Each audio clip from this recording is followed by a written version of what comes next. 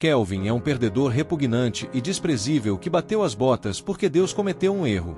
Então, para se desculpar por fazer um favor à humanidade, Deus decidiu amaldiçoar outro mundo reencarnando Kelvin nele. Reencarnado como um invocador negro de Rank S, ele tem a habilidade de evoluir um simples slime para o título de Rei Demônio da Gula. As nuvens se abrem, e um raio de luz atravessa o céu, iluminando o solo em meio a uma floresta. Diferentes animais, incluindo os limes, saem de seus esconderijos para ver os novos visitantes. Kelvin está deitado em um leito de grama, com os olhos fechados. O vento acaricia suavemente seus cabelos e a relva ao redor. Ele abre os olhos e se levanta, olhando ao redor para se situar, mas o ambiente estranho o deixa desorientado. De repente, uma tela surge à sua frente, dando as boas-vindas a um novo mundo. Há uma seta indicando um botão de início que promete lançar Kelvin em uma nova aventura. Ainda sem entender como foi parar nesse novo mundo, Kelvin clica no botão com cautela. Uma voz anuncia que ele ganhou uma loteria que o transportou para essa nova realidade. A janela gira ao redor dele, e a voz explica que sua memória foi apagada durante o processo de reencarnação, mas que ele havia dado seu consentimento. Chocado ao descobrir que reencarnou, Kelvin tenta lembrar-se do passado, mas não tem qualquer memória. Ele fica irritado consigo mesmo por ter concordado em abrir mão de suas memórias na reencarnação. A voz continua, dizendo que o novo mundo é cheio de magia e espadas, como em um conto de fada genérico, e que ele adquiriu algumas habilidades antes da transferência. Curioso, Kelvin verifica sua tela de status e descobre que agora ele é um tipo de suporte no novo mundo. Ao explorar suas habilidades, ele percebe benefícios promissores ao subir de nível, o que arranca um sorriso de seu rosto. Ele conclui que sua antiga versão devia ser uma excelente jogadora, considerando o entusiasmo que sente ao aprender sobre suas novas capacidades. Notando que foi classificado como invocador, ele recebe instruções da voz para seguir até uma cidade próxima e se registrar. Durante a caminhada, a tela do menu continua acompanhando Kelvin. Ele pergunta se ela permanecerá com ele e, em resposta, a voz exibe informações sobre si mesma, incluindo o nome Melfina e sua idade, mais de 1000 anos. Ela revela que é a deusa da reencarnação e que Kelvin foi o único que pediu para ela acompanhá-lo como seguidora. Ao escutar isso, ele questiona mais uma vez as escolhas de seu antigo eu. Melfina explica que, graças à conexão entre invocadores e seus seguidores, eles podem se comunicar telepaticamente. Kelvin chega à cidade enquanto Melfina detalha o pacto entre os dois. Ela conta que decidiu acompanhá-lo porque, antes de reencarnar, Kelvin havia confessado que a amava. Caminhando pelas ruas, ele pergunta se ela pode restaurar suas memórias, mas Melfina diz que ele as trocou por pontos de habilidade e não poderá recuperá-las. Ele reflete que, sem memórias, não sente nenhum apego por ela. Mesmo assim, Melfina o relembra de que ele prometeu se apaixonar por ela à segunda vista. Kelvin, envergonhado, sente um arrepio de constrangimento e nota as pessoas ao redor olhando fixamente para ele. Kelvin procura um canto tranquilo para refletir sobre Melfina e se ela realmente é seu tipo. Mais tarde, enquanto explora a cidade, ele pergunta se pode invocá-la. Melfina explica que ele precisará de mais pontos de magia para materializá-la, mas diz que está ansiosa pelas confissões de amor dele ao ser invocada, o que Kelvin prontamente nega que vá acontecer. Ela então aponta para o prédio da Guilda de Aventureiros à frente. Kelvin entra no prédio e é recebido por Angie, uma recepcionista. Ele solicita registro como aventureiro e Angie entrega-lhe um formulário. Quando Kelvin está prestes a preencher o documento, Melfina o interrompe e pergunta se ele pretende se registrar como invocador. Confuso, ele pergunta se há algo errado com isso, e Melfina explica que invocadores são tão raros que algumas nações sequer possuem um único deles. Ela o adverte de que, se sua identidade como invocador for descoberta, ele poderá atrair poderes políticos significativos. Refletindo sobre o alerta, Kelvin decide se registrar como Mago Verde. Angie leva o formulário e retorna com sua nova identificação como aventureiro, informando que ele começa no Rank F, já que é novato na guilda. Ela mostra a Kelvin como a guilda divide as missões entre os ranks de aventureiros. Ele pergunta se pode aceitar apenas missões de Rank F, mas ela explica que ele também pode aceitar missões de até um rank acima do seu. No entanto, ela ressalta que há uma penalidade para quem falhar em uma missão, o que leva Kelvin a fazer uma anotação mental para não desafiar missões de rank mais alto de forma imprudente. Ela continua explicando que ele precisa completar 10 missões consecutivas de seu rank para avançar para Rank D. A partir do Rank C, Kelvin precisará passar por uma prova para aumentar seu rank. Ele pergunta se há missões para iniciantes e Angie apresenta 3 opções para ele. Kelvin escolhe a missão de enfrentar um slime azul, e Angie registra sua escolha. Kelvin vai até a localização do slime azul e imediatamente avista vários slimes espalhados. Escondido atrás de um arbusto para não ser notado, Melfina sugere que ele use sua habilidade Olho de Análise. Kelvin espreita por entre os galhos e ativa a habilidade no slime azul. A habilidade exibe os status do slime, mostrando que serve para analisar as estatísticas dos inimigos. Melfina explica que o olho de análise de Kelvin é de Rank S, permitindo-lhe ver as informações de criaturas que estejam até 100 níveis acima dele, além de itens até o Rank S. Kelvin reflete sobre como formar um pacto com o slime, já que é um invocador. Sem hesitar, ele salta do arbusto com seu bastão erguido, pronto para atacar. O slime finalmente percebe Kelvin, mas é atingido antes de conseguir reagir. O impacto lança o slime para o ar, que quiçá severamente no chão antes de parar. Kelvin usa novamente a habilidade de análise e vê que o slime agora tem apenas 3 pontos de vida restantes. Ele decide formar o pacto e, seguindo as instruções de Melfina, estende o braço em direção ao slime. O slime se dissolve em partículas de luz que Kelvin absorve, oficializando o pacto. Melfina parabeniza Kelvin por seu primeiro pacto, e ele se surpreende com a simplicidade do processo. Ela informa que o novo monstro ainda não tem um nome e pergunta o que Kelvin gostaria de escolher. Após pensar um pouco, ele decide chamá-lo de Cloto. Perguntando sobre os pontos de magia restantes, Kelvin descobre que pode invocar Cloto com segurança. Ele realiza a invocação e comemora por ter completado seu objetivo como invocador. Kelvin e Cloto começam a caçar outros slimes para concluir a missão. Kelvin usa magia de golpe de vento para derrotar um slime, enquanto Cloto derrota outro com um ataque corpulento. Após a batalha, Melfina elogia as habilidades de combate de Kelvin, enquanto ele parabeniza Cloto por sua performance. De repente, Cloto começa a agir de maneira estranha. Kelvin teme que ele tenha sofrido muito dano, mas Melfina o tranquiliza dizendo que Cloto está prestes a evoluir.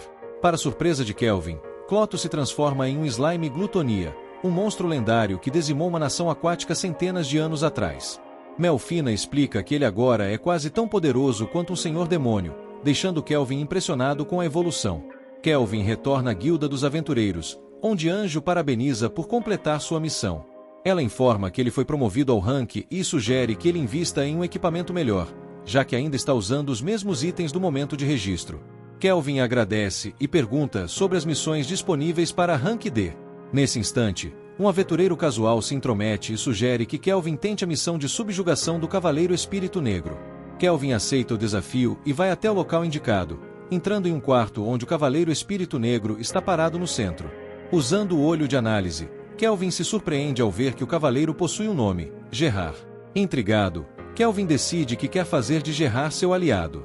Melfina fica surpresa com a tranquilidade de Kelvin diante de um oponente tão poderoso. Gerard finca sua espada no chão e exige que Kelvin explique o que quer. Kelvin se aproxima, dizendo que originalmente veio para derrotá-lo como parte de sua missão. No entanto, ele admite ter mudado de ideia e se apresenta, declarando seu desejo de formar um pacto com Gerard. Gerard explica a Kelvin que todo mundo que entra na sala apenas o ataca sem hesitar. Kelvin é a primeira pessoa que realmente interage com ele em uma conversa. Gerard conta que se tornou um monstro recentemente, mas antes era um capitão de cavaleiros humanos que servia ao reino. Ele oferece um doce para Kelvin, que se surpreende com a calma de Gerard. Melfina relembra Kelvin sobre o pacto, e ele pergunta a Gerard se está disposto a firmar um pacto com ele. Gerard responde que o reino ao qual jurou lealdade e seu rei não existem mais. Ele não é contra servir um novo líder, mas Kelvin percebe sua hesitação. Kelvin entende os motivos de Gerard e propõe provar seu valor em um duelo. Ele pede a Gerard para não se conter. O duelo começa com Kelvin lançando um ataque de vento, mas Gerard bloqueia facilmente com sua espada. Kelvin rapidamente chama Cloto, que tenta atacar Gerard pelo ponto cego, mas Gerard defende todos os golpes e prende Cloto com o pé, impressionando Kelvin. Melfina explica que Gerard possui a habilidade Olhos da Mente, que aprimora sua percepção e reflexos. Gerard desafia Kelvin a mostrar do que é capaz ou o duelo será em vão. Kelvin cria uma barreira de terra ao redor de Gerard, enquanto Cloto se autodestrói, revelando truques inesperados. Gerard tenta atacar Kelvin, mas este desvia a tempo com aviso de Melfina. O golpe de Gerard cria uma onda de energia que destrói a barreira e o solo ao redor.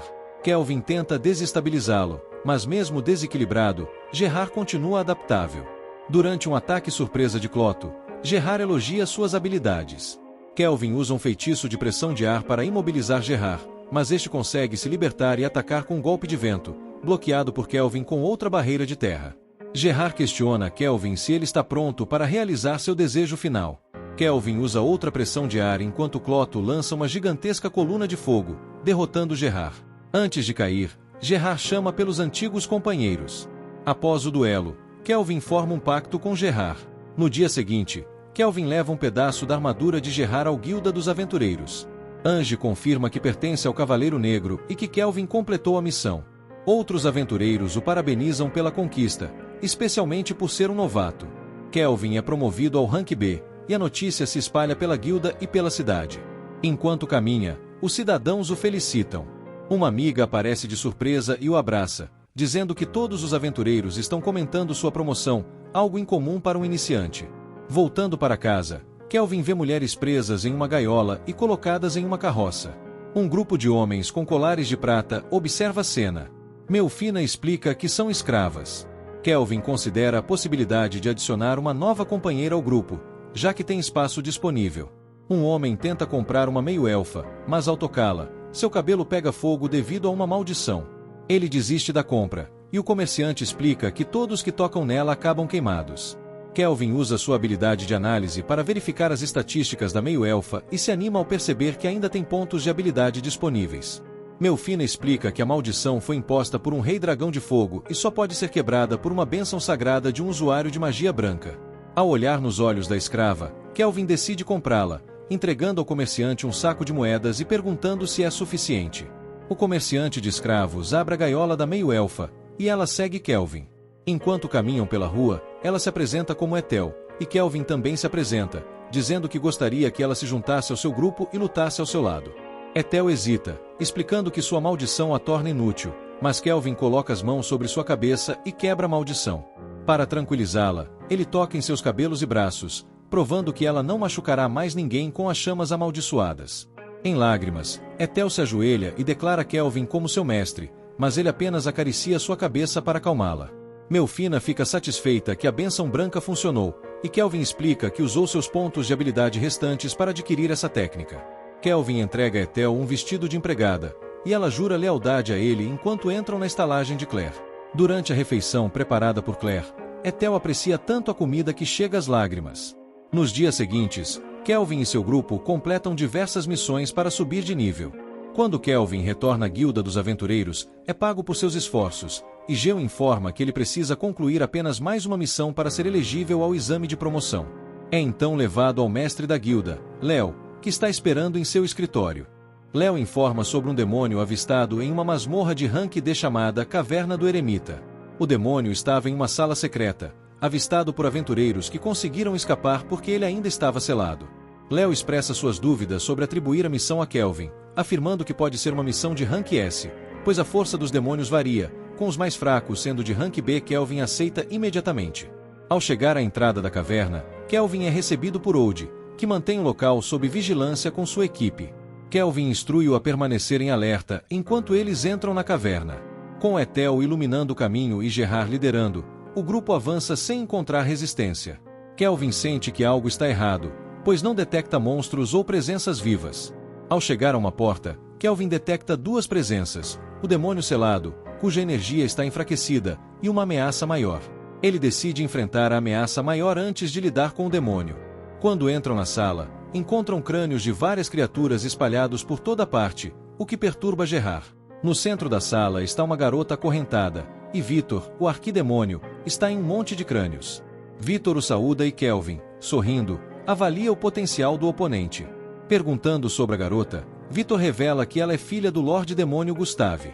Melfina fica intrigada, pois não havia informações sobre Gustave ter uma filha. Vitor explica que Gustave escondeu sua filha para protegê-la de inimigos. Ele manipulou a situação na caverna para atrair Kelvin e outros humanos, pois apenas humanos podem quebrar o selo da garota. Vitor admite que libertou outros aventureiros para facilitar a chegada do grupo à sala. Kelvin percebe que tudo foi uma armadilha de Vitor. Quando Kelvin pergunta se ele quer que o selo seja quebrado, Vitor nega, dizendo que sua verdadeira intenção é devorar Kelvin para absorver seus poderes. Vitor avança contra Kelvin, mas Gerard o intercepta com seu escudo. Durante o confronto, Vitor revela sua habilidade de absorver as habilidades daqueles que consome, enquanto se posiciona próximo a Demônio Selada. Kelvin descobre que a habilidade de Vitor é ainda mais eficaz quando ele devora alguém com quem possui uma ligação emocional, o que revela as intenções do demônio: consumir o grupo, quebrar o selo e libertar uma nova senhorita demônio. Vitor admite que cuidou de Ungari, a filha de Gustave, como se fosse sua própria, mas que obteria um poder tremendo ao devorá-la, tornando-se ele próprio o novo senhor demônio. Kelvin, intrigado com o poder de um demônio Rank S, permanece sorrindo, o que leva Vitor a questionar por que ele parece tão contente. Kelvin responde que está empolgado por finalmente enfrentar um oponente à altura, enquanto Melfina explica aos companheiros que isso é apenas um hábito ruim dele: quanto mais forte o inimigo, mais animado ele fica. Vitor decide tornar a batalha mais interessante. Ele usa magia negra para invocar soldados feitos dos ossos ao redor, cuja força rivaliza com monstros de rank B. Kelvin e Gerard enfrentam soldados com sucesso inicial, mas logo mais mortos se levantam, obrigando Gerard a focar na horda enquanto Kelvin encara Vitor. O demônio provoca Kelvin, dizendo que ele age como um viciado em batalhas, enquanto Kelvin confirma que sua empolgação é como uma doença sem cura. Vitor decide provar seu ponto e cria uma nuvem de poeira para esconder seus movimentos, mas Kelvin, já familiarizado com sua presença, não é enganado. Kelvin detecta Vitor utilizando habilidades de escavação para se mover pelo subsolo. Tentando pegá-lo desprevenido, Vitor surge debaixo de Kelvin, mas este salta para segurança a tempo. Gerard tenta confrontar Vitor diretamente, mas seus ataques não surtem efeito, pois Vitor possui pele blindada e resistência a cortes. Kelvin, no entanto, utiliza táticas inteligentes para compensar isso. Quando Vitor estende a mão para atacar com mais rapidez, Kelvin bloqueia com seu bastão e imediatamente chama Cloto, que prende o braço de Vitor e ativa sua habilidade de monodrenagem. Embora Vitor tente resistir, Kelvin aproveita a distração e conjura anéis mágicos no outro braço do demônio, imobilizando-o temporariamente. Apesar disso, Kelvin sabe que Vitor não ficará contido por muito tempo e ordena que Gerard ataque com uma espada fortalecida por magia. No entanto, Vitor se aproveita da situação, percebendo uma brecha para tentar atingir Kelvin por trás. Kelvin, ainda sorrindo, antecipa o ataque e reverte a situação, chamando Ethel para intervir. Escondida sob um feitiço de camuflagem, Ethel estava posicionada para desferir um ataque furtivo. Com sua camuflagem rompida, Ethel dispara uma flecha de chamas diretamente em Vitor, que consegue bloqueá-la com a palma da mão, surpreendendo Kelvin. Mas Gerard rapidamente avança, agora com sua espada fortalecida, e atinge o ombro de Vitor, arrancando seu braço esquerdo.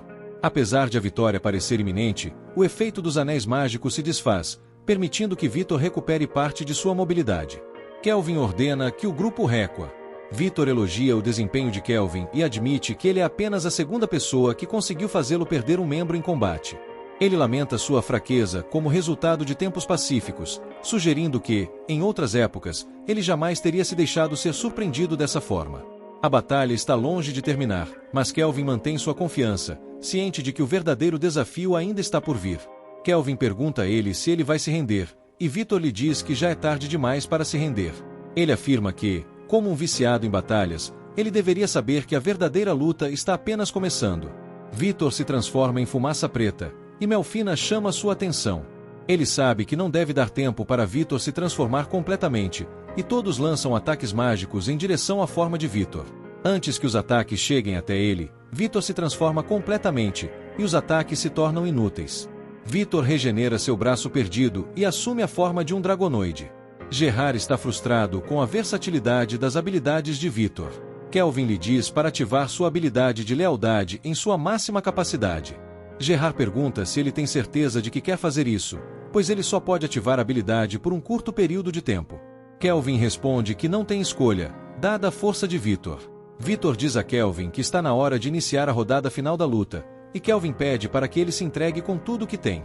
Vitor lhe garante que fará isso ao avançar sobre ele com suas novas asas.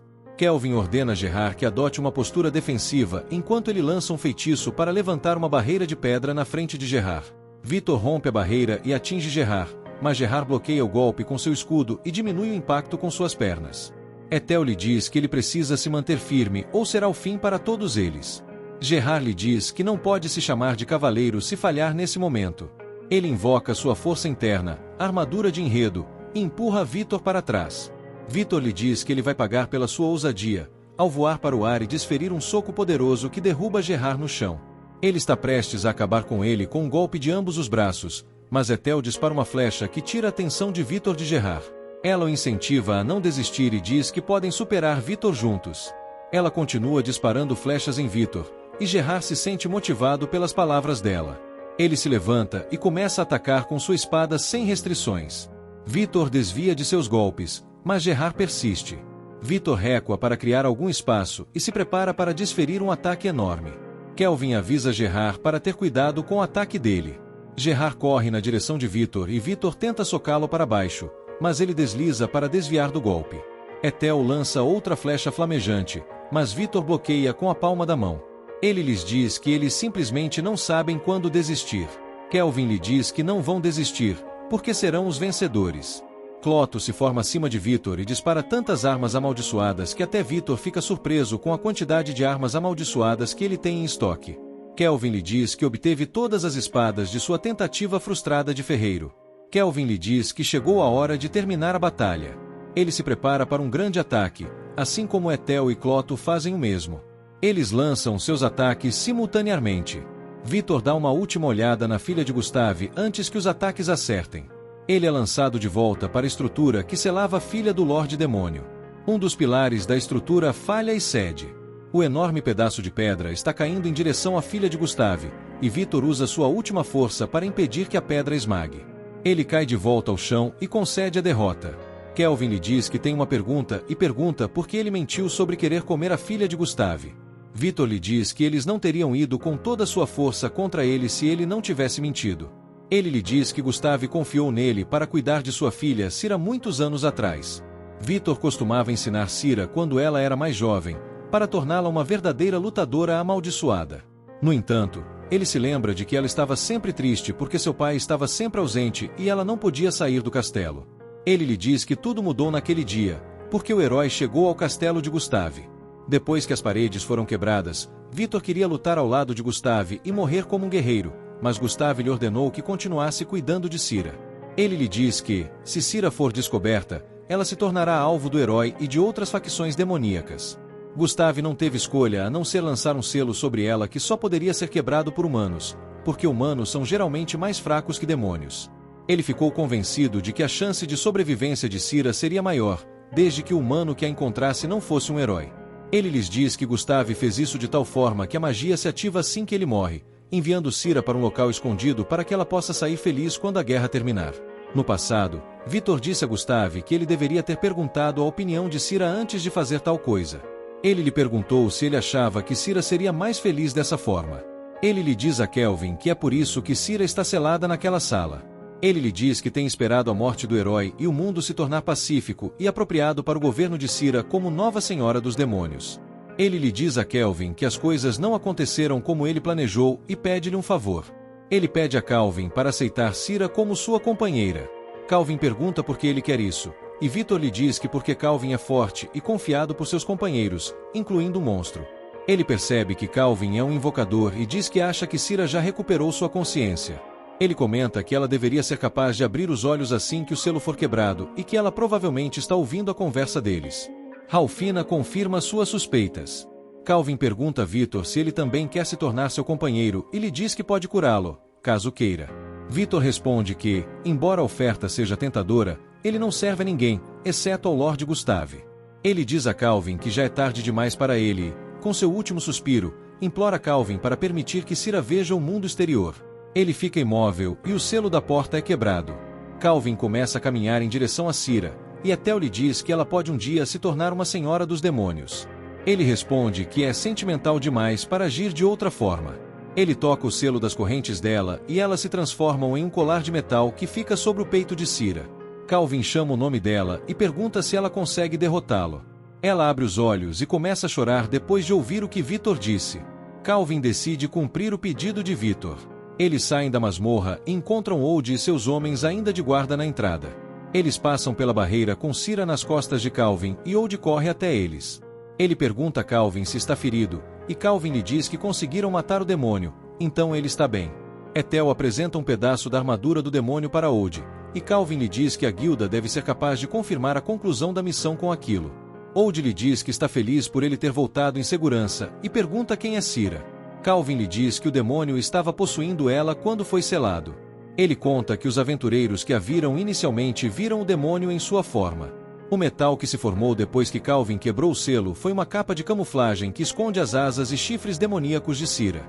Ele diz a Old que ela tem 2 semanas, então ele a levará de volta para a cidade. Old se oferece para limpar a área depois deles, enquanto Gerard se estica e resmunga. Old comenta que até Gerard parece exausto.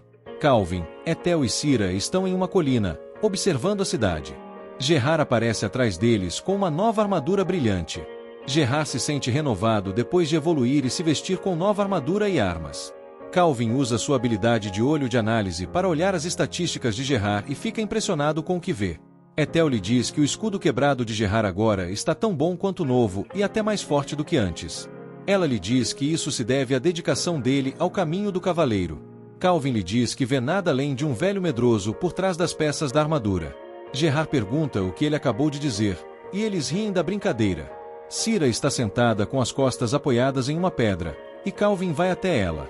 Ele percebe que ela agora está calma e ela pergunta se ele tem certeza sobre aceitar a filha de um senhor demônio como sua companheira. Ela lhe diz que colocaria ele em perigo se outros descobrissem sobre ela. Calvin lhe diz que ele tem uma habilidade de camuflagem de Rank S, o que é suficiente para proteger suas estatísticas do olho de análise. Ela lhe diz que já estava surpresa por ele ter conseguido derrotar Victor, e agora está ainda mais surpresa com seu conjunto de habilidades. Ela pergunta a ele se ele é um herói, e ele lhe diz que os heróis estão em outro lugar. Ele lhe diz que não é nada além de um aventureiro comum que gosta de combate.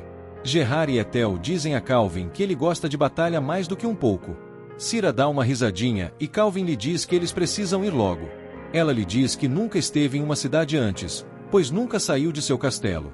Eles rapidamente mostram a cidade para ela e vão até a guilda. Do lado de fora, Calvin se surpreende ao ver todos fazendo uma festa porque ele acaba de ser promovido para o Rank A. Acontece que Léo planejou usar o teste como seu exame de promoção. No dia seguinte, Calvin anuncia que sua habilidade de ferreiro, assim como a habilidade de costura de Ethel, agora são de Rank S, então é hora de realizar um novo concurso de revelação de equipamentos. Ele dá a Cira uma nova par de manoplas de Rank S chamadas Arendite. Ele diz a ela para testar seu potencial ela mesma. Ele dá a Gerard uma espada demoníaca de Rank S que ele forjou chamada da Inslav. Ele lhe diz que a espada tem o mesmo visual e equilíbrio da que ele estava usando anteriormente, então ele vai se acostumar com ela facilmente. Mais tarde, Calvin os leva para uma nova casa que ele comprou. Eles entram e encontram 2 criadas esperando pela casa. Calvin diz a seus companheiros que elas irão trabalhar na casa como criadas. Uma das criadas é uma mulher chamada Eile, enquanto a outra é sua filha chamada Ruka. Mais tarde, no dia, Calvin toma um banho quente antes de ir para a cama. Quando se deita, ele se levanta porque Melfina retornou. Ele sabe que agora pode invocá-la, então ele procede para fazer isso. Ela pergunta o que ele acha dela, e ele lhe diz que ela é exatamente o tipo de mulher que ele gosta. No dia seguinte, Melfina está comendo alguns biscoitos com Calvin e seus companheiros. Ela adora o sabor dos biscoitos. Calvin pergunta a Melfina se está tudo bem chamá-la pelo seu nome, já que ele tem muitos seguidores em uma parte da cidade. Melfina concorda e diz que ele pode abreviar seu nome para Mel, por enquanto. Ela informa Calvin que tem um presente para ele por ser o primeiro a invocá-la com sucesso. Ela diz que ele fez um bom trabalho e desenha um padrão de flores no ar. A flor se move até o peito de Calvin e ela lhe pede para aceitar a bênção de Melfina. Calvin pergunta a ela se a bênção é parecida com a de Ethel, mas Mel lhe responde que a sua é a bênção da deusa da reencarnação, que tem 2 efeitos. O primeiro efeito a torna imune a danos letais uma vez por mês. Calvin fica empolgado com essa notícia e ela lhe diz que a bênção pode protegê-lo de acidentes e ataque surpresa. O segundo efeito é a capacidade de invocar heróis, e Calvin fica sem palavras. Mais tarde, ele pergunta por que ela lhe deu a habilidade de invocar heróis, e Mel responde que precisa explicar mais sobre o Senhor Demônio antes de responder. Calvin pergunta se ela está se referindo a Gustave, mas ela diz que não é apenas Gustave. Ela explica que a aparição cíclica do Senhor Demônio é um processo natural, sobre o qual ela mesma não sabe como o próximo surgirá. Ela afirma que, apesar disso, todos os Senhores Demônios ao longo da história têm uma habilidade especial chamada Marapazuna. Mel explica que essa habilidade tem 2 efeitos. O primeiro é que ela pode extrair e amplificar a malícia do coração do portador a ponto de alterar sua personalidade. O segundo é que ela anula todos os danos feitos ao portador. Calvin fica chocado ao saber disso, e ela lhe diz que os senhores demônios possuem invencibilidade 24 horas por dia. Calvin pergunta como é possível derrotar alguém assim, e ela explica que é para isso que serve o poder dos heróis de outro mundo. Mel diz que o poder dos forasteiros pode anular a invencibilidade do Senhor Demônio. Calvin entende e diz que, se os heróis anulam a invencibilidade do Senhor Demônio, seus ataques não serão mais inúteis. Ele pergunta por que é necessário o título de herói, e Mel lhe explica que é apenas para a persona. Calvin se lembra de heróis que foram invocados dessa maneira e tiveram dificuldades para se ajustar. Então ele pergunta se está tudo bem invocar heróis que ainda tenham memórias de suas vidas antigas sem permissão. Mel responde que, se ele se preocupa com isso, ele pode usar a invocação de reencarnação. Ela explica que existem duas maneiras de invocar heróis, por transposição e por reencarnação. Calvin pergunta qual a diferença e Mel lhe responde que transposição é invocar um herói como ele é, com suas memórias intactas, enquanto a reencarnação invoca a alma de um herói que perdeu sua vida em um novo corpo, especialmente construído para isso. Calvin entende o conceito e Mel lhe diz que a magia de reencarnação consome muita mana, então não é adequada para invocar múltiplos heróis, mas é útil para invocar heróis com altas estatísticas. Mel acrescenta que quem invocar por reencarnação pode escolher suas habilidades, bônus e até mesmo mudar sua aparência. Calvin pergunta se ele poderia mudar sua aparência e Mel explica que ele não fez, pois isso custaria pontos de habilidade. Mais tarde, Calvin reúne todos em uma sala e lhes diz que deseja invocar um herói. Mel se surpreende com a decisão rápida de Calvin, e ele responde que consultou todos e eles o ajudaram a tomar uma decisão mais rapidamente. Ele diz que precisam de todas as mãos disponíveis para cumprir suas promessas a girar. Calvin lhes diz que permitirão que o herói invocado escolha a vida que gostaria de viver. Mel pede que se preparem para o início da invocação, e ele reabsorve suas invocações. Ethel lhe dá uma poção de mana, e ele a bebe para restaurar totalmente sua mana. Calvin pede que Mel comece e ela inicia a reencarnação, respaldada por sua bênção. Mel pergunta quanto de mana ele quer usar e quantos indivíduos deseja invocar. Calvin lhe diz para deixar apenas um MP para ele e usar o resto para invocar apenas um herói. Ele diz que, caso invocará um herói muito forte. Mel começa a reencarnação, e Calvin enfia seu bastão no chão. Um círculo mágico se manifesta, mas ninguém sai de dentro dele. Calvin lhe diz que a reencarnação está demorando demais, e Mel responde que o herói aparentemente está tendo dificuldades em escolher suas habilidades. Calvin pergunta se isso não levaria muito tempo e Mel lhe diz para não se preocupar, pois o tempo passa mais rápido durante a reencarnação. Ela então lhe diz que a pessoa já escolheu suas habilidades, e ela escolheu manter sua aparência e idade, assim como Calvin. A heroína feminina se levanta do círculo mágico. Calvin fica surpreso ao ver que a heroína é uma criança. A criança fica de pé e o círculo desaparece. Ela não sabe onde está, então Calvin se apresenta como um aventureiro. Os olhos da criança se iluminam quando ela descobre que Calvin é um aventureiro. Ela se apresenta como Rio e lhe diz que tudo o que o anjo lhe disse é verdade. Ela pergunta se realmente foi reencarnada em um novo mundo. Rio olha para si mesma e Calvin lhe conta que a invocou para esse mundo. Ele pede desculpas por fazer isso sem seu consentimento, mas ela, com lágrimas nos olhos, o agradece profundamente. Calvin pergunta o que a fez chorar, mas ela o abraça e continua a chorar. Gerard pergunta a Calvin se ele possui alguma habilidade que faça as meninas chorarem, e ele responde que não sabe de tal habilidade. Calvin a conforta, e ela eventualmente para de chorar, decidindo chamá-la de Rio. Ele dá as boas-vindas a ela ao mundo de magia e espadas e diz para se preparar para os dias agitados que virão. Calvin então decide elevar o nível das suas empregadas para melhorar a defesa da mansão. Ele vai a um calabouço e ativa sua habilidade de compartilhar experiência, permitindo que ele passe pontos de experiência para as empregadas que aguardam na entrada. Gerard, Cloto e Sirogate entram em uma competição para ver quem consegue derrubar mais monstros. Todos concordam, e Calvin lhes diz para tentar fazer isso de maneira silenciosa. Após um tempo, um som é ouvido em Rio, Ailey e Rika, que sobem de nível. Rika pergunta o que causou o som, e Mel explica que elas evoluíram. Calvin diz que agora estão em um nível mais alto e pede para verificarem seus status. Todas olham para seus status e ficam impressionadas com o quanto evoluíram. Um enorme lobo das sombras começa a se aproximar de Calvin, e Alfio avisa sobre isso. De repente, um lobo das sombras aparece. Rika, assustada, pede ajuda.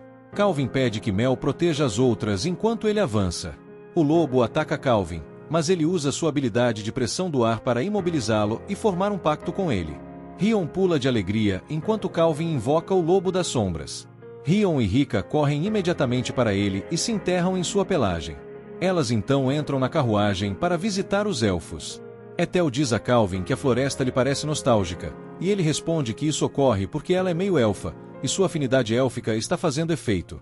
Cira comenta que é estranho estarem indo para o leste, já que, segundo seus estudos, os elfos vivem no continente ocidental. Melfina então explica que os elfos migraram do oeste anos atrás e se estabeleceram na floresta, e agora estão sob a proteção da cidade de Gon. Ela conta que estão indo para a cidade dos elfos porque os assassinos de Trison atacaram Calvin. Ele recorda Léo lhe dizendo que os assassinos de Trison geralmente são pacifistas, então deve haver uma razão para terem decidido atacá-lo. Léo também contou a Calvin que houve atividades menores e maiores ao longo da fronteira de Trison. Ele pediu mais explicações, e Léo lhe disse que houve pequenas discussões entre Gon e Trison, mas ninguém fez grandes movimentos. Léo afirmou que eles tomam mais cuidado com cidades como Parto ou Terai, e Calvin compreendeu que isso ocorre devido ao reconhecimento. Léo também avisou a Calvin que Trison poderia lançar uma invasão devido a mudanças internas em seus assuntos políticos. Léo disse, no entanto, que isso era apenas uma previsão. Ele então alertou a Calvin para ser muito cuidadoso, pois poderia ser um alvo novamente. Léo explicou que tinha uma missão especial para ele e Calvin perguntou se era uma missão especial do mestre do Guilda. Léo levantou um pedaço de pergaminho e disse que a missão era diretamente do rei das bestas Lee Hart. Ele explicou que King Lee Hart estaria presente pessoalmente para supervisionar o exame de promoção S-Rank de Calvin. Gerard perguntou por que um rei enviaria pessoalmente um aviso para realizar um exame de promoção S-Rank. Cira perguntou a Calvin se ele precisava da permissão de um rei para ser promovido ao Rank S, e ele respondeu que sim, precisava da permissão do governante de 2 países diferentes. Ele disse que Léo tinha agido nos bastidores para conseguir a permissão de Tsubaki, o governante de Terai. Calvin explicou que Tsubaki provavelmente se gabou tanto dele que o rei Leon ficou sabendo. Ethel ficou curiosa sobre quem era o rei Lee Hart, e Melfina explicou que ele saiu em uma jornada quando jovem para adquirir habilidades, segundo seus costumes, e conseguiu aumentar sua classificação de aventureiro até o rank S. Calvin pensa que ele parece forte, e Gerard pede a ele para não ter ideias engraçadas sobre batalhar contra o rei. Calvin responde que não tinha tais ideias, mas seu tom traía suas palavras. Leon comentou que, se o rei fosse tão forte, deveria ser capaz de completar o exame de promoção sozinho. Cira informou que estavam indo lá para proteger a vila, pois um monstro de rank S apareceu de repente. Calvin diz a eles que Trison provavelmente está por trás do aparecimento do monstro. Ele diz para não segurarem as forças quando chegarem e todos concordam em dar o melhor de si. Ethel diz que não devem ser descuidados, e Cira concorda com ela, dizendo ao resto do grupo que poderiam ser atacados. Cira deve ser uma vidente, porque, assim que termina sua frase, uma flecha sai do nada e cai na frente da carruagem, fazendo os cavalos pararem de repente. Calvin sai para ver elfos empoleirados nas árvores ao redor. Ele apresenta a ordem do rei Lee Hart para eles e se apresenta. Ele pede que ouçam o que ele tem a dizer. Eles olham a ordem para confirmar sua autenticidade. O ancião da aldeia Elvin se aproxima com uma perna de pau, segurando um bastão, e pede desculpas a Calvin por sua grosseria. Ele se apresenta como Nelas e eles ficam surpresos que um ancião pareça tão jovem. Ele diz a Calvin que ouviu falar dele por meio do rei Lee Hart. Ele está prestes a expressar o quão cansado Calvin deve estar de sua viagem quando seus olhos se fixam em Ethel e ele para paralisado até os ossos. Ele a chama de Rumel e pergunta como ela ainda está viva. O ancião os leva até sua casa e, quando se acomodam, pede desculpas novamente pelo seu comportamento. Calvin diz que precisa fazer uma pergunta antes de seguir com a missão do rei. Nelas pergunta se ele quer saber por que se referiu a Ethel como Rumel e ele diz que sim. Calvin explica que, embora Ethel seja agora sua companheira, ela já foi vítima da maldição do Rei Dragão de Fogo e foi escrava por tanto tempo quanto se lembra. Nelas fica triste ao ouvir isso. Calvin pede que ele conte mais sobre Ethel para que possam descobrir seu misterioso passado. O ancião começa a contar a história. Isso aconteceu há mais de 20 anos, nas profundezas de uma floresta no continente ocidental. Os elfos viviam em paz até que o Rei Dragão de Fogo, um dos grandes reis dragões, atacou. O Rei Dragão disse que deveriam entregar a ele o elfo que humilhou ou ele reduziria a floresta a um monte de cinzas. Os elfos nunca tinham interagido com o grande Rei Dragão antes, então se perguntavam por que ele estava tão furioso. Ele diz que até hoje não sabem a resposta a essa pergunta. O dragão estava tão irado que reduziu a população da aldeia pela metade com suas chamas, sem que soubessem qual pecado cometeram. Ele diz que sua perna foi tomada nesse tempo, Mas, apesar do caos, apenas um elfo se levantou contra o rei dragão de fogo, e esse era Rúmel. Ela se pôs à frente do dragão e disse que ele deveria liberar toda a sua raiva nela e deixar os outros irem em troca. O dragão disse que ela não era o elfo que procurava, mas, se ela se tornasse sua esposa, ele se esqueceria da ofensa. Ele conta que Rúmel concordou com o pedido do dragão e foi levada por ele. Priane diz que o elfo foi muito corajoso e ele responde que, embora fosse jovem, ela era forte e bondosa.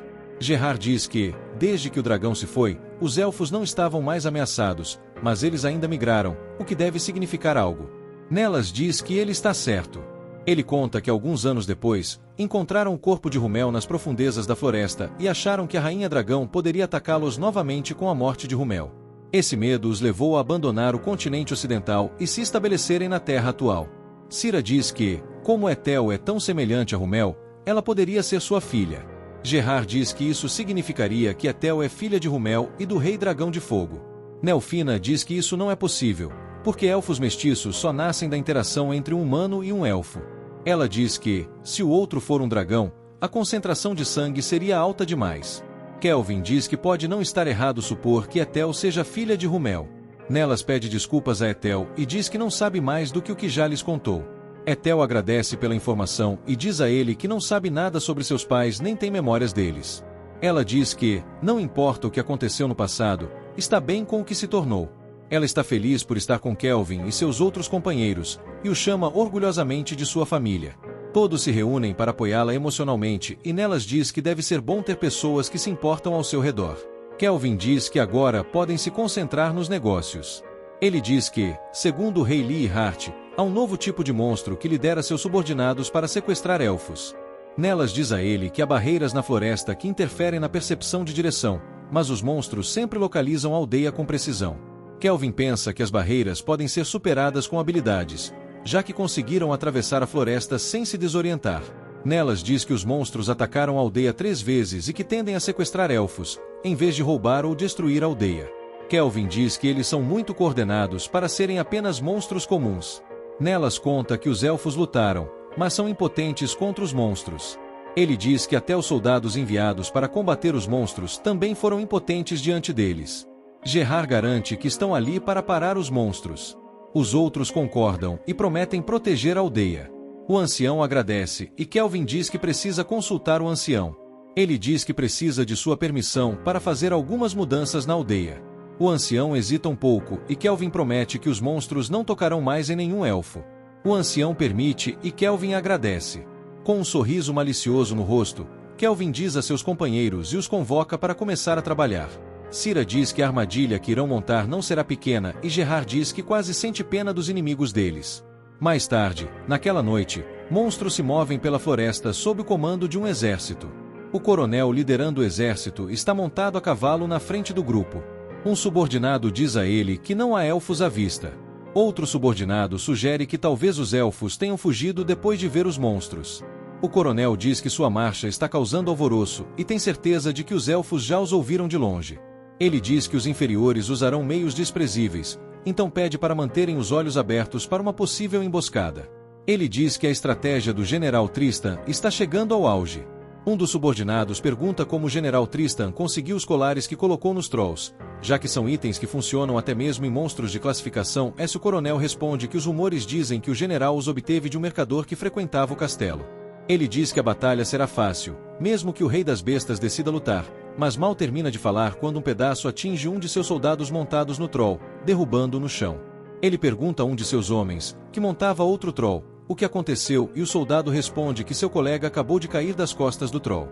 Ele mal termina de falar quando uma flecha também o derruba. Os soldados olham o corpo dele e dizem ao coronel que ele foi atingido por uma flecha.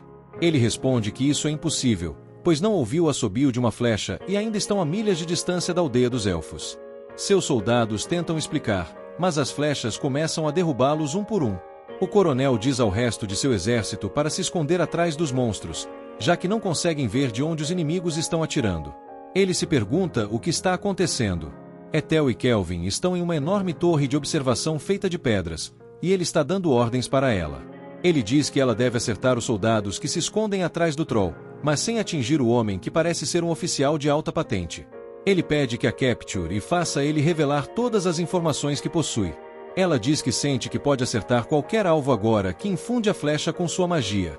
Kelvin construiu a torre enquanto Mel lançou um feitiço de névoa para impedir que quem esteja do lado de fora veja a torre. As muralhas da aldeia foram reforçadas e a Searacast, uma magia negra, foi lançada na água ao redor das muralhas. Kelvin pensa que, se o exército de alguma forma conseguir chegar às muralhas, não conseguirá entrar. Gerard faz a guarda fora das muralhas enquanto Rion, Seara e Mel se preparam para capturar o curto. Kelvin diz a eles que o objetivo principal é proteger a aldeia e que devem desistir de qualquer ato que destrua a floresta. Ele diz que é hora de começar. Um soldado corre de volta para o acampamento e se prostra diante do adjunto. Ele diz que traz más notícias e o adjunto pergunta o que aconteceu. O soldado responde que um novo inimigo apareceu diante da aldeia dos elfos. Ele diz que o curto foi capturado e as pessoas responsáveis não eram soldados do exército. O adjunto pergunta a quem os soldados estavam afiliados e ele responde que eram apenas um grupo de aventureiros. Ele diz que a identidade dos aventureiros é desconhecida, mas dá uma descrição deles. Ele diz que o exército não pode avançar porque não tem chance. Ele diz que o regimento está atualmente engajado em uma batalha com eles, mas logo serão derrotados. O adjunto pega um trompete e diz ao soldado que chegou a hora de eles trazerem o trunfo. Ele diz que é hora da força principal atacar. Rion e Mel chegam ao acampamento e agradecem ao soldado por guiá-las. O soldado sai correndo e deixa o adjunto sozinho ali.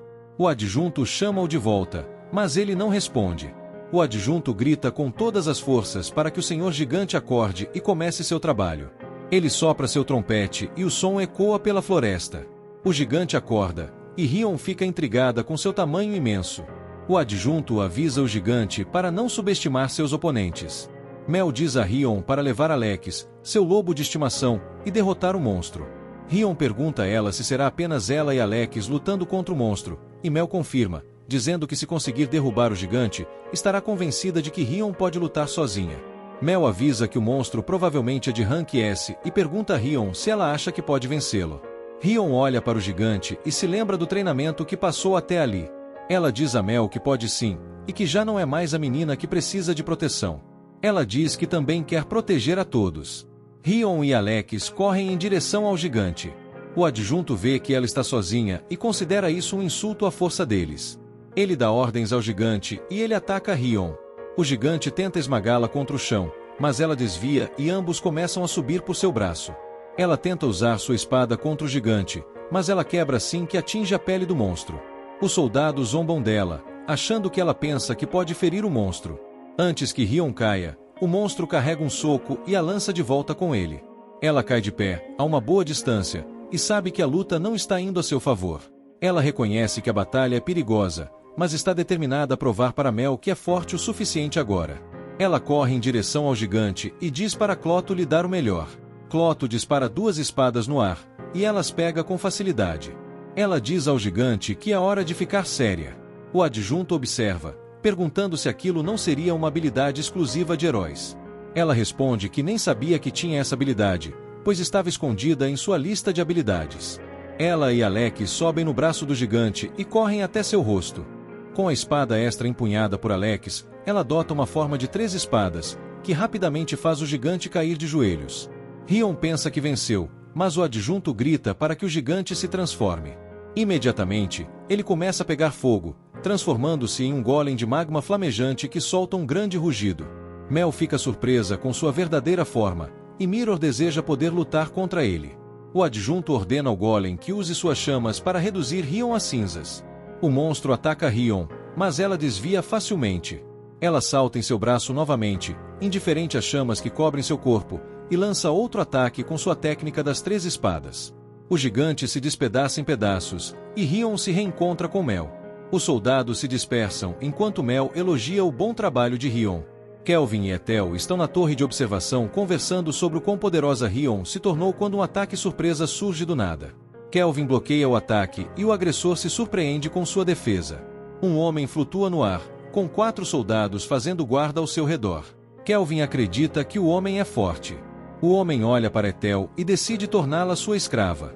Ele tenta encantá-la, mas Kelvin quebra sua concentração com um feitiço. O homem pergunta por que Kelvin está interrompendo, e ele responde que é o general dos Cavaleiros Mágicos de Trison. Kelvin diz a ele para não encostar em sua mulher. O homem lança uma grande lança em direção a Kelvin, mas ele a bloqueia com um barrier. O general diz a Kelvin que é o protagonista e ele apenas um NPC na história dele. Kelvin pergunta quanto tempo ele demorou para criar seu personagem, enquanto invoca mais lanças para atacá-lo. O general bloqueia o ataque com uma barreira. Kelvin tenta alguns feitiços de ataque, mas nenhum consegue atravessar a barreira. O general diz que nada pode penetrar sua barreira, nem mesmo ataques físicos ou mágicos. Ele repele as lanças de Kelvin, que agora está convencido de sua força. O general sorri e pergunta por que Kelvin está sorrindo como um louco. Ele pergunta a Kelvin se ele não deveria se preocupar mais com a retaguarda. Kelvin se vira a tempo de bloquear um ataque dos guardas do general. Ele nota que estão encantados, mas o general diz que os guardas escolheram servi-lo por vontade própria. O general diz a Kelvin para se render, já que está em desvantagem numérica, mas Kelvin responde que ele não está em desvantagem. Ele diz a Kelvin que só precisa passar por ele para alcançar Ethel, mas mal termina de falar quando sua barreira é quebrada por um ataque de penetração. Ele olha para baixo e vê Ethel segurando seu arco. Kelvin pergunta se ele acha que está em vantagem numérica, enquanto golems se juntam à batalha. O general pergunta se são golems, e Kelvin lhe explica como os fez. O general ordena que suas guardas femininas lidem com os golems, e Kelvin instrui os golems a não matar as guardas, para que ele possa libertá-las do encantamento. Kelvin e o general se enfrentam em um combate direto. Eles voam para cima, e o general fica surpreso ao ver que Kelvin consegue acompanhar seu ritmo. Eles trocam vários feitiços, e o general afirma que nem mesmo precisa de sua barreira. Mal termina a frase e Kelvin o bombardeia com ataques tão fortes que ele é obrigado a usar a barreira. O general diz a Kelvin que poderia torná-lo seu servo, enquanto lança seu ataque em direção a Kelvin. Kelvin manda ele calar essa boca pomposa, enquanto bloqueia o ataque. O general diz que chegou a hora de Kelvin desaparecer, pois ele não seria mais útil para ele. Ele lança outro ataque, e Kelvin voa para evitar. O general ainda ataca suas próprias guardas, e Kelvin aponta isso para ele, mas o general responde que tem substitutas. Kelvin paira sobre um ponto, e o general pergunta se ele terminou de fugir. Ele percebe a expressão de Kelvin e pergunta por que ele se importa tanto com a forma como trata suas guardas. O general afirma que ninguém se importa com as pessoas daquele mundo. Ele diz a Kelvin que o mundo é um lugar de liberdade e que pode fazer o que quiser. Kelvin se irrita com seu discurso. O general diz a Kelvin que pode perceber que ele também gosta de usar suas habilidades, porque é um viciado em batalhas. Kelvin responde que se sente empolgado com a força, mas que se o general só se importa consigo mesmo e não com mais ninguém, ele é apenas patético. Eles expressam seu ódio mútuo. O general invoca sua barreira e Kelvin invoca um vórtice em seu bastão. Eles atacam um ao outro, resultando em uma grande explosão. O general recebe um corte no rosto e fica furioso por Kelvin ter marcado sua pele. O bastão de Kelvin se quebra, e ele fica triste por isso. Ele entrega o bastão a Cloto para que faça um novo, melhor. O general diz que Kelvin pagará por isso, e Kelvin responde que acabou de lhe dar uma lição sobre dor. O general jura que destruirá Kelvin. Ele levanta seu bastão e diz para Kelvin testemunhar sua magia de classificação S. Kelvin responde que ele quer ver o que o general tem. O general avisa para Kelvin não subestimá-lo, enquanto cria um redemoinho ao redor de sua barreira. Ele chama sua barreira de Tempestade, e Kelvin reconhece que sua magia é, de fato, forte. Kelvin pede o novo bastão a Cloto, que o entrega, e Kelvin deseja ver o que esse novo bastão pode fazer. O general diz a Kelvin que não deixará ele fugir. Kelvin não queria destruir a floresta que significava algo para Ethel, mas não vê outra saída. Ele começa a carregar um grande feitiço mágico e, embora o feitiço ainda não esteja completo e nunca tenha sido testado, ele avança contra o general com ele. O ataque atravessa a barreira do general, mas não atinge o ponto vital dele. Kelvin decide aprimorar o feitiço mais tarde. O general cai no chão, sem suas duas pernas. Ele implora por misericórdia, mas Kelvin não dá atenção. Kelvin está prestes a realizar o trabalho de um ceifador quando o corpo do general desaparece repentinamente. Um homem aparece e diz a Kelvin que já fez o suficiente. Ele se apresenta como general do exército misto de demônios e bestas de Trison. O homem está em pé sobre um enorme cavaleiro metálico que segura o corpo do general em suas mãos. Ele diz a Kelvin que foi ele quem planejou o ataque à Vila Élfica. Kelvin diz que ele pagará por isso, mas que precisa devolver o corpo do general Clive. O homem responde que não pode fazer isso, pois o corpo de Clive ainda é valioso para ele. Kelvin pergunta se o general usou uma invocação para levar o corpo, mas o homem diz que não foi uma invocação comum, e que o Cavaleiro Metálico deve ter uma habilidade especial. O general fica surpreso ao descobrir que Kelvin sabia disso, e diz que deve saber muito sobre invocações. Ele diz que só veio informar a Kelvin que os derrotaram e que vão recuar até o dia em que seus caminhos se cruzem novamente.